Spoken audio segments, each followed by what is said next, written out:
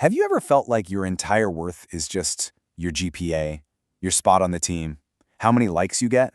Like, if you're not producing something, you're nothing? Well, there's this ancient tradition that's basically a weekly rebellion against that feeling. And it's hiding inside a really common Jewish ritual, the Friday night blessing over wine. And honestly, it's kind of a puzzle. So here's the puzzle. What in the world could the creation of the universe possibly have in common with escaping slavery in Egypt? I mean, they sound totally random, right? But somehow, that Friday night blessing, the Kiddush, mashes them together. It says that the day of rest, Shabbos, is a reminder of both of these things. It's like celebrating the Big Bang and the American Revolution on the same holiday. It makes no sense. Or does it? There's a really deep connection here, and that's what we're going to figure out. To crack this, we have to start with the whole slavery part, and we've got to get what slavery in Egypt was really about. This wasn't just about building pyramids. No, it was something way darker, and maybe, just maybe, a little familiar. See, the Egyptian king, Pharaoh, his goal wasn't just getting free labor. It was psychological warfare.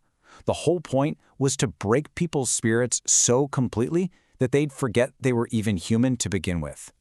And here's the proof, and it's pretty shocking. At one point, the Israelites ask for a 3-day weekend to have a religious festival. And Pharaoh's response? He doesn't just say no, he attacks their character. He screams, "You're lazy." And then, to punish them for even asking for a break, he makes their work even harder. Does that voice sound familiar at all? That's not the voice of a manager. That's the voice of an abuser. It's that coach who yells at you for needing a water break. It's that voice in your own head that tells you you're a failure if you don't get a perfect grade. It is the voice of pure, crushing pressure. So yeah, this was never about efficiency. It was about drilling one toxic message into their heads. Your value as a person is exactly equal to what you can produce. And in a system like that, rest isn't just a waste of time, it's an act of rebellion. It's dangerous. So, how do you heal from that? How do you unlearn that kind of abuse?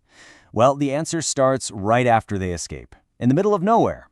The very first lesson in freedom comes from this weird food that falls from the sky called manna. But this food, it came with rules. Now just imagine how insane these rules would sound to a former slave. Rule 1 is, just take what you need for today. It teaches them that there's enough. You don't have to hoard. Rule 2, don't save any leftovers. It teaches them to trust that more will come tomorrow. And then there's Rule 3, the big one. On the 6th day, take a double portion, because on the 7th day, nothing's coming. You're not supposed to gather. You're supposed to just stop. The manna was literally the antidote to Pharaoh's poison. Pharaoh's message was, you exist to produce. The manna's message was, you exist, period.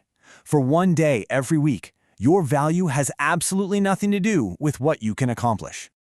Okay, so now we have the two pieces of our puzzle. We have the story of slavery and we have the story of creation.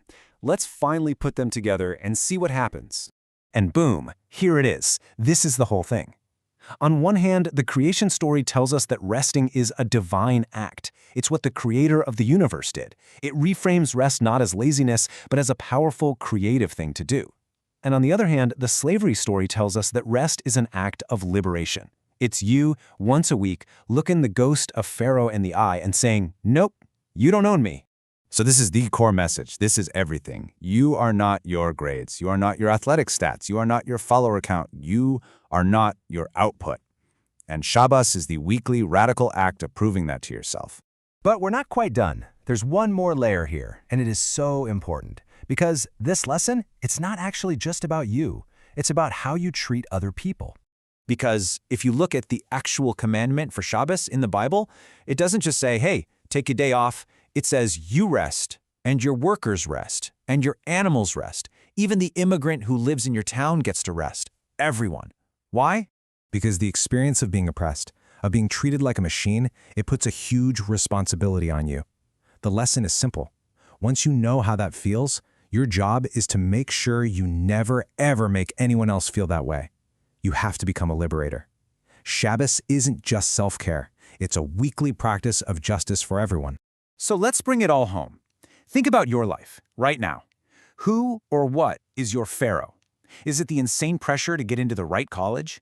Is it the endless anxiety of scrolling through social media? Is it a coach, a parent? Or is it that little voice inside your own head that's never, ever satisfied? Shabbos is the ultimate protest against that voice. It's a 25-hour revolution where you get to declare, I am not my resume. I'm not a list of accomplishments. I am valuable just because I'm here, just because I exist. And that leaves us with one final big question.